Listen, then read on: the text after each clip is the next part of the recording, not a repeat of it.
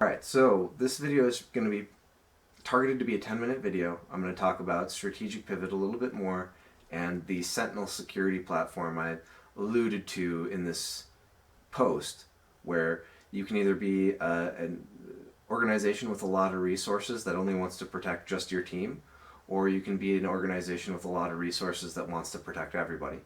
And it's possible now, if we look at the way strategic pivot is designed. We're going to talk about building this Sentinel security platform.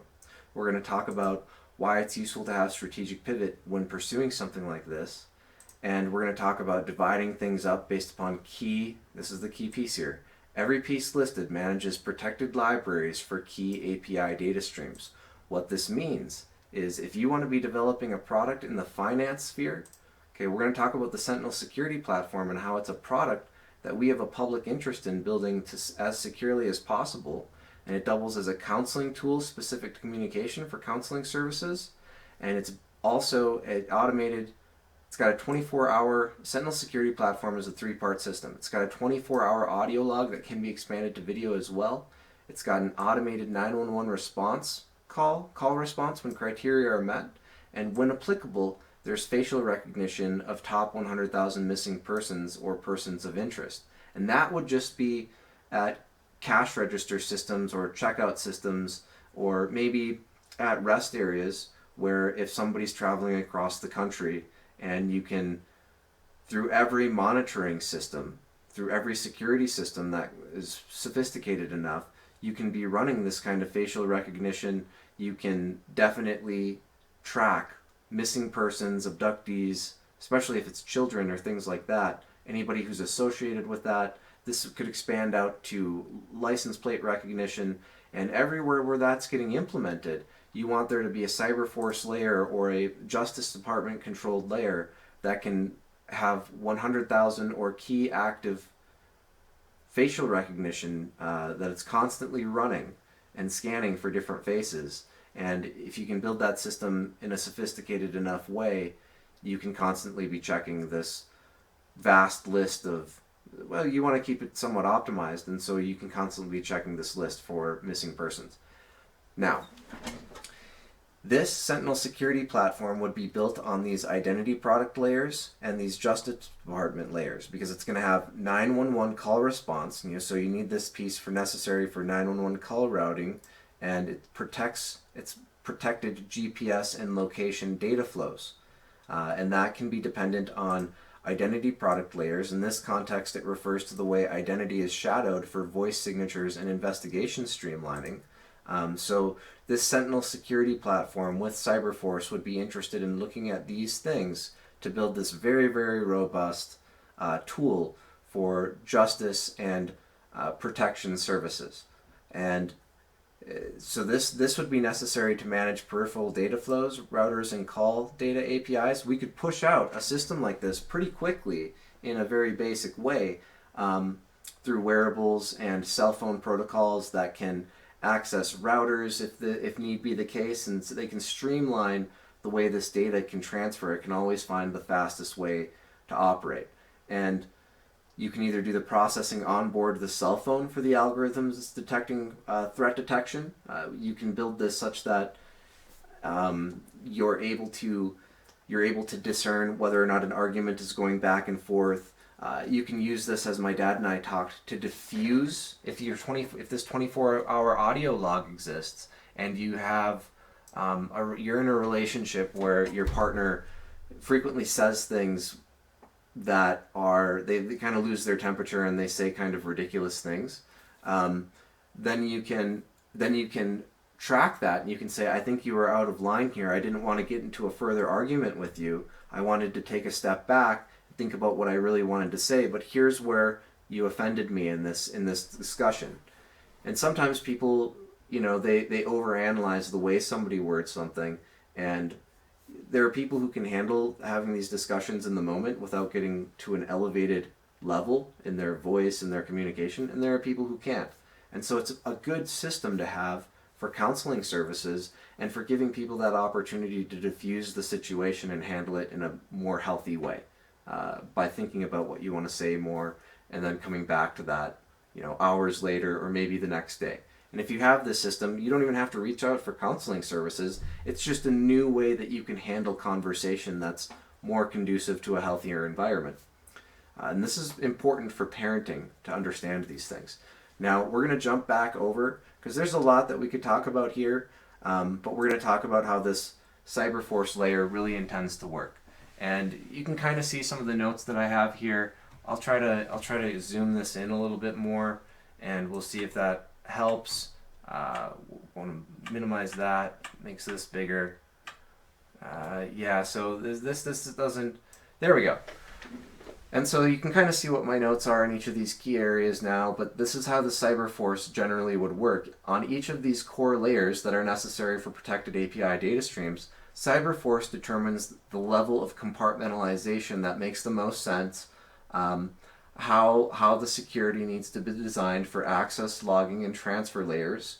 And then you can have a whole bunch of companies, just like I had these blue boxes before that were relevant to building the Sentinel security platform on top of psych and medical. You can imagine this same type of thing, and I'll throw it in here, for accounting products. And so the box would shift to these universal product coding layers and identity products, okay?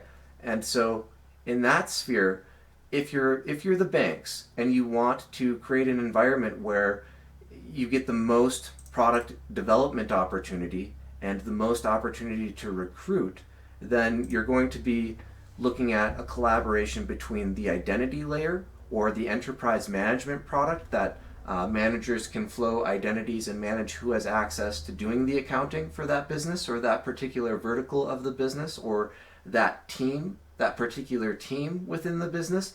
And so they're get trained to do the accounting, and they're a point of authority on that accounting for the business. And so the relevant accounting data based upon the item and purchase level can be feathered together in incredibly elaborate ways. And that's the way that you're going to get the most out of a system like this. But if you're the banks, it's to your advantage or the accounting industries, it's to your advantage to build a market where you have any college student could understand how they could build a product in that layer. Otherwise, you're really engineering people out of the free marketplace, and it's not actually the best strategy for you, because you're going to have slower product development, you're going to see fewer ideas, and there's going to be people who are less likely to reach out because they know they're worried about the way they could be muscled around. And a better environment is to have protected API data streams and protected libraries for those APIs, and then people can go to a website where they can, play around with this data, and maybe every so often you try to feature something through strategic pivot, and you can talk about all of that. One of the things the banks will be in charge of is this brand. I don't know if I like this logo a lot, but it's while you can have some continuous improvement on the actual development side and in the research and innovation, you can have that same thing related to, I might have said product development over here, but exposing your new research and moonshot strategies required to pivot the industry. That's more what strategic pivot is. This brand is more when you're buying something and you see this symbol, you know that there are other companies that contract into this brand and they manage for a specific company their continuous improvement interfaces, and for product managers, your methodologies for sorting through your priority lists. Some of that is a joint, you can run those joint algorithms together. You can develop some of those together, and it's why we have governments in the first place, is to help us build infrastructure more effectively and to split those costs. That's why we have government. And it's silly for us to be so hyper-focused on the capitalism that we're closing people out of markets in every possible opportunity we can. Accounting is something that's necessary for every business. Yeah, there are some complex features to the way account law can work and everything, and that's whoever can build those best related features, there's an opportunity to compete in that marketplace. But if you're any one of the big companies, if you build an atmosphere like this with protected API data streams, you're now creating an environment where people can experiment with that technology, they can experiment with bringing solutions to the table, and you can purchase them when they reach a minimal viable product stage. You have that opportunity more easily to say, wow, that's a great idea, we'd like to consolidate some of those features into our platform, and we'll offer you this much money. Or they might say, well, I think I can try to build out my own opportunity in the marketplace and make it unique enough in these ways without infringing on these other products in the marketplace that I can get this to market and grow this and scale this myself. And you'll see all those different things, and you're actually protecting the environment for that to happen in the economy if you organize in these ways. Now, each of these key pieces is relevant for different reasons. Automated nav layer, we're just emerging with starting to build these technologies, but there are going to be compatible systems in ways the data has to transfer around such that you can have a central server running certain calculations. You can probably do some of that on board the individual vehicle. But the thing is that if you need an airplane to land, and an airplane is in this, all of a sudden has an engine crash or something, you might be looking at a road and like, wow, I could land there, but there are a lot of cars there. And instead you have to decide, well, I'm going to try to land in this field and I'm probably going to die. And so, this is an opportunity where we can, if you think about a more expansive approach, you can get the alerts to the people driving and you can move the cars out of the way and the airplane can land. It can find the smoothest piece of road because you can trendline that data for this specific other layer. But if we're not thinking about how these systems work together, then we're in an environment again where you might be engineering people out of the marketplace because somebody might have a small little piece of the idea, but they can't pursue it from where they're at. And even if it's not right because they just have such a small idea and they don't necessarily know how to succeed at it, even if it's not right to give them equity, that's still a cool way that you can recruit for your teams. And that makes your brand look more appealing in the marketplace, I believe, because you're trying to work with people. You're trying to be this government of the people. The government of the people expands to the understanding of how we're building our infrastructure and not just the budgets. It's how we succeed at what our tasks and objectives are. That's part of what that is. And I'm not saying you have to make this such that it's managed in such a way where you're always giving people equity and you protect the smallest possible idea. No, I'm not saying that. I'm saying it's useful to have a system like this because you can limit what access somebody has to emerging knowledge and emerging articles through a platform like this if we design it that way. Now, that does mean that you don't want to print certain articles and you want to have control over who can access that information and potentially try to replicate that somewhere out there in the internet. But that's something that can all be addressed. And the more you organize like this with protected data streams and everything like that, the easier it's going to be to run those types of algorithms. And it's easier it's going to be to police these things if somebody is non-compliant or trying to trick the system. So I went over my targeted time a little bit. I'm going to stop this video now, but that's what we're talking about. There are ways that you can open up more opportunity to collaborate. It's going to facilitate the discussion. There are these key things, these benefits that you get. This is the key thing that another key thing that I definitely want to get in here. Research costs can be split. You think about what's happening in a lot of instances where companies have to recoup their costs and the pivot is so important, but the way we pursue the economics, there are going to be all of these losers and one company that builds the best product. And it's actually smarter and better for the environment in most cases. How much of this can we afford? There's a debate there of this kind of sloppy way we come together with our collaboration. But if you split the research costs and you focus more on competing on the implementation, even if you're splitting the research costs, you're just doing the research together. And then you can still have look at the way the employees from different entities come up with great ideas, and you can look at that's what I say here, you can still negotiate for licensing and profit sharing contract agreements as well as adjustments. Even on the implementation side, the same theory could be applied. And so what I mean there is, let's say in this Sentinel security platform, you talk about all of the things that can be done here. And in the Sentinel security platform, one of the things that you're talking about with these products is the base stations that can be plugged in, that have the voice recognition technology, but they're going to be, even these companies building these products, just these products in the marketplace, it's such a huge product, you want all of the different companies that are making this product to have the same software, and so you want some of them to have the same archiving capability for this 24-hour log. You want to try to get that compression and everything as perfect as you can, and that's going to affect the prices in the marketplace just as much as who can build this product and come up with the assembly features or assembly strategies to make it as cheaply as possible, such that you maximize the profits. And in every one of these cases, you can handle the licensing in different ways, and you can all scale together. And so you might have a situation where Google, with their variant of this, might come up with a better way of compressing the data and some of the algorithmic features which make it more effective in the marketplace. And you might see Amazon come up with the best manufacturing processes for how to make it more cheaply.